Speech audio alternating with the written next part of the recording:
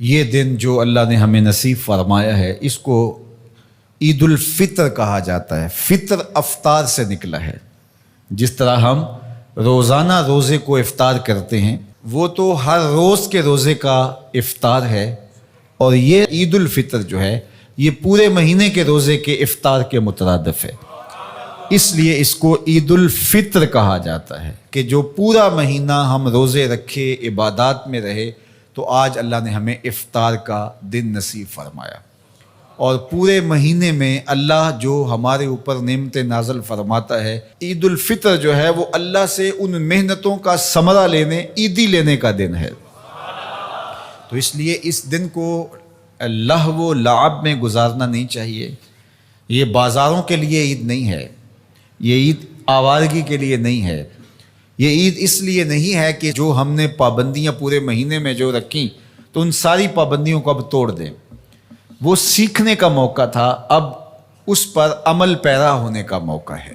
ہمارے رب نے ہماری آزمائش کی، ہماری پرکھ کی کہ میرے بندے ایک مہینہ رکنے کے بعد اب کیا ان کا مزاج پیدا ہوا ہے کہ وہ واقعہ ہی میرے احکام پہ عمل پیرا ہو جائیں۔ میں نے کہا کھانا نہیں ہے تو مرغن غذا موجود تھی، پاکیزہ طاہر غذا موجود تھی، انہوں نے نہیں کھایا۔ میں نے کہا پینا نہیں ہے، انہوں نے ٹھنڈا میٹھا مشروب دستیاب ہونے کے باوجود چاہے آب زمزم بھی ہو تو انہوں نے ایک گھونٹ نہیں لیا، میرے حکم کی تعمیل کی۔ تو ایک مہینے تک میں نے حلال کاموں سے بھی ان کو روک کے رکھا۔ تو میں دیکھنا چاہتا ہوں کہ اب میرے کہنے پہ حرام سے رکتے ہیں یا نہیں رکتے ہیں۔ تو اللہ چاہتا ہے کہ یہ میرے بندے اب اس عمل کو اپنے اوپر یوں ہی طاری کر دیں۔ لیکن اگر ہم نہیں کرتے، جہاں تھے پھر وہیں کھڑے ہو گئے، تو اللہ تعالیٰ نے فرمایا کہ اس عورت کی طرح نہ ہو جانا جو اپنے سارے دن کا کاتا ہوا سوت شام کو ٹکڑے ٹکڑے کر دیتی ہے۔ وہ ایک خاتون تھی، وہ سارا دن سوت کاٹتی رہتی اور شام کو اپنے ہاتھ سے کاتا ہوا سوٹ ٹکڑے ٹکڑے کر کے ریزہ ریزہ کر دیتی اور اپنی ساری دن کی کمائی یوں برباد کر دیتی۔ تو فرمایا کہیں تم بھی ایسے نہ ہو جانا کہ اپنی ساری محنتوں کو جب پھل ملنے کا وقت آئے، جب صلہ ملنے کا وقت آئے، تو اس وقت تم ترک کر دو اور تم پھر اس عورت کی طرح ریزہ ریزہ کر دو۔ تو رمضان ہمیں سکھاتا ہے کہ ہم بقیہ زندگی بھی ایسے گزار سکتے ہیں۔ اور کسی نے کہا کہ اگر ساری زندگی رمضان کی طرح گزارو گے تو تمہیں آخرت عید کی طرح ملے گی۔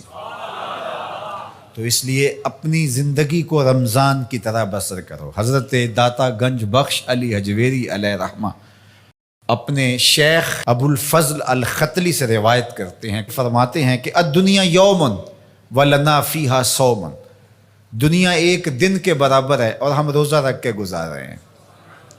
دنیا کو اگر آخرت کے مقابلے میں رکھیں تو دنیا کے پلے بچتا بھی کیا ہے، تو گزر جائے گی۔ ہم افطار وہاں جا کے کریں گے، یہاں افطار نہیں کرنے آئے، یہاں روزہ رکھنے آئے۔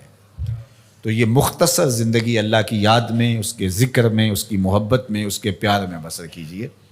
روزے کے مقصد کو سمجھیے گا۔ یہ نہیں ہے کہ رمضان المبارک گزر گیا تو اب ہم اپنی پرانی روٹین پہ آ جائیں گے، نہیں، بلکہ ہماری اب روٹین بہتر ہو جانی چاہیے۔ اور ہم نے ایک مہینہ مشق کر لی تو ہمارے لیے اب عمل کرنا آسان ہوگا۔ ہم نے ایک مہینہ تجربہ کیا، ہم حلال سے بھی رک سکتے ہیں اگر اللہ چاہے اور اللہ کی مرضی ہو تو ہم اللہ سے توفیق مانگے، مالک تیرے کرم سے ہم حلال سے بھی رک گئے تو توفیق دینا ہم حرام سے بھی رکیں۔ تو یہ ہے روزے کا فلسفہ، روزے کی برکت۔ اب یہ یوم الفطر جو ہے یہ افطار کا دن ہے، یہ شکرانے کا دن ہے، یہ اللہ کی بڑائی بولنے کا دن ہے، اور غربا کو، مساکین کو، اپنے ہمسایوں کو، عزیزوں کو جو مالی طور پہ مستحکم نہیں ہیں، ان کو عید کی خوشیوں میں شامل کرنے کا دن ہے۔